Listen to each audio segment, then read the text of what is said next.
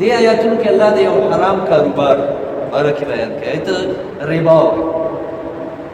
ربا پښتو او اردو کې ورته موږ سود وایو الله دې لومړی آیات کې د سود والو سزا بیان الله فرمایي الذين يأكلون الربا لا يقومون إلا كما يقوم الذي يتخبطه الشيطان من المس هغه خلق چې هغوی سود خوري دوی به د قبرونو نه نه رافاسي مګر په داسې حالت کې به رافاسي څنګه چې هغه کس چې هغه باندې میرګي او شیطانان او پیریان راغلي او هغه لوغړېږي را لوغړېږي په خاورو او په ځمکه باندې کله یو ځای وغورځوي دا پیریان یو کله یې بل ځای وغورځوي میرګو چفه پرې راغلې ده کله یو طرف ته وغورځېږي او کله بل طرف ته وغورځېږي الله فرمایي داسې بدحالۍ کې به دی د قبر نه راوځي او د حشر هغه به داسې بد حال کې کېږي کم کس چې هغه سود خوري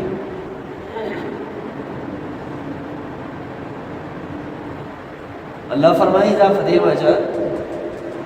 چې دوی به دا خبره کوله چې انما البيع مثل الربا بېشکه دا تجارت او اخیستل خرڅول خو همداسې دي لکه سود واحل الله البيع وحرم الربا او الله تجارت اخیستل او خرڅول حلال کړي دي او سود حرام کړی دی یعنی دوی به دا یو خبره کوله چې یو کاروباري سړی یو دکاندار یو تاجر هغه خو یو څیز په 10 روپۍ واخلي او بیا یې په 11 روپۍ خرڅوي هغه هم دې کې ګټه او سود والا هغه یو سړي له 10 روپۍ ورکوي او بیا ورته وایي 11 او 12 به راکړي سل بنیادي خبره دا ده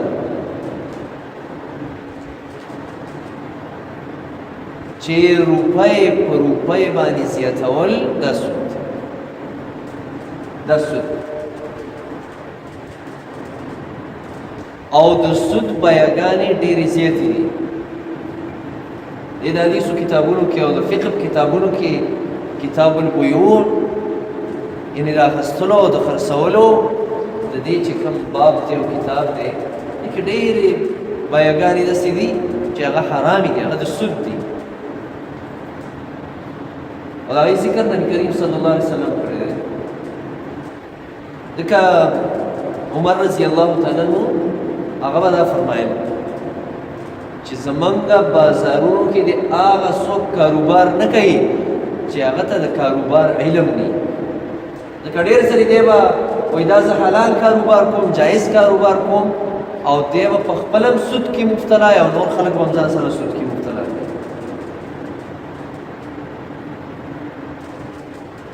یو څو کلونه مخکې دا د مزاربې په نوم باندې یو کاروبار شروع شو او خلکو ته به ویلې 1 لک روپۍ راکړه او تا ته به د 1 لکو پسې 15,000 یا 10,000 روپۍ میلاوي او دینداره خلک ورپکې ملوث کړل عالمان مفتیان دا خلک ورپکې ملوث شو خلکو نه یې روپۍ واخیستې په کروړونو او په اربونو روپۍ او ویل موږ به کاروبار کوو کاروبار یې معلوم نه و چې څه کاروبار کوو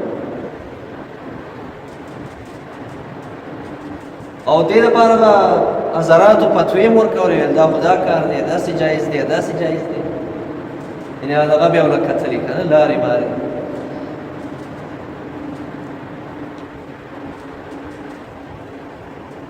هغه ټولې روپۍ هغه ګیم چې چا جوړ کړی و دا څه هغوی لاړې تښتولې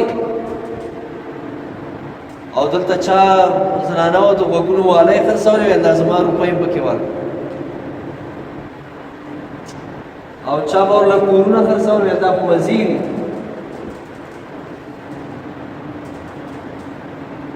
ځکه د حرام څیز دپاره د حرام کاروبار دپاره او د حرامې ګټې دپاره دلیلونه جوړول نه دي سیده خبره کول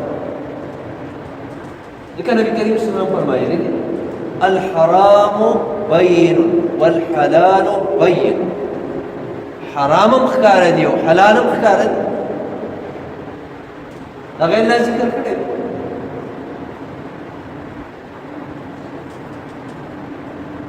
نبی کریم صلی الله علیه وسلم د سود حواله سره دا فرمایي چې د سود څه د پاسه 10 ګناهونه دي 10 ګناهونه څه د پاسه ایسرها په دې ټولو کې آسانه ګناه د سود هغه دا ده ان یزني الرجل بامه چې یو سړی د خپلې مور سره بدکاري وکړي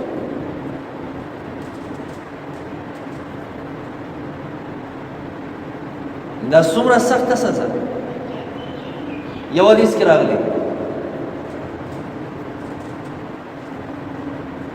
چې لعن الله آکل الربا ومؤکلها الله لعنت دی الله د رحمت نه لرې دی هغه سړی چې هغه په خپله سود خوري یا دې د سود په بل باندې خوري او د الله لعنت دی په هغه چا باندې چې هغه د سود په کاروبار کې او د سود په یو معامله کې دی ګواه جوړېږي چې زه یې ګواهي کوم